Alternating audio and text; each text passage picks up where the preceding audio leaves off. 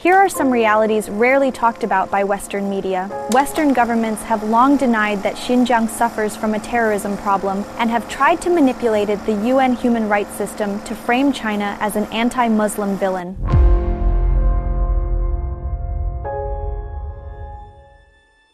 China is undergoing a UN human rights review this January.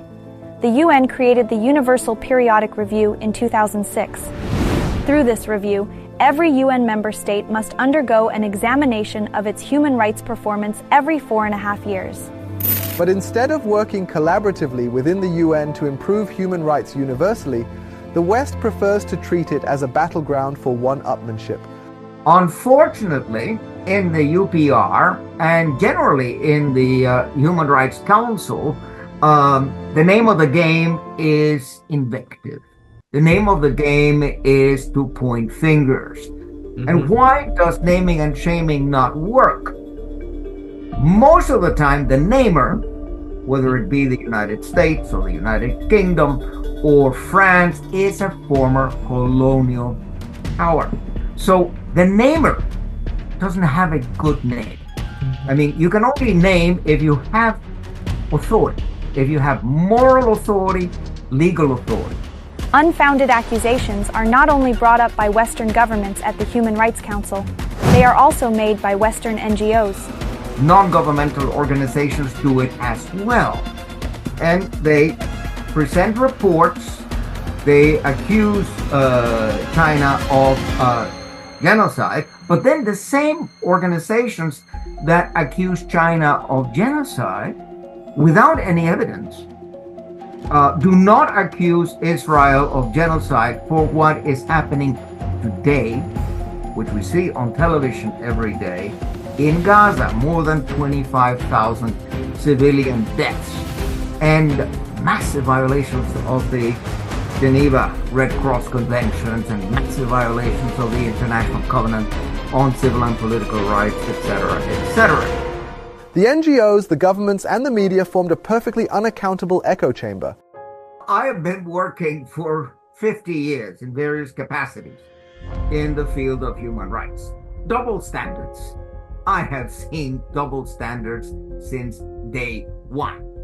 And when we had the horrible stories about torture in Guantanamo, on 2 occasions there were proposed resolutions before the Commission on Human Rights to establish a rapporteurship for Guantanamo. They were blocked and then defeated, both of them, by the European Union and the United States.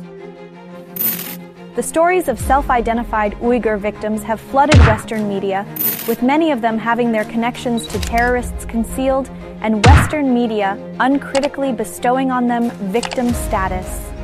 Meanwhile, the real victims of terrorist attacks in Xinjiang have been blatantly ignored or denied by Western media.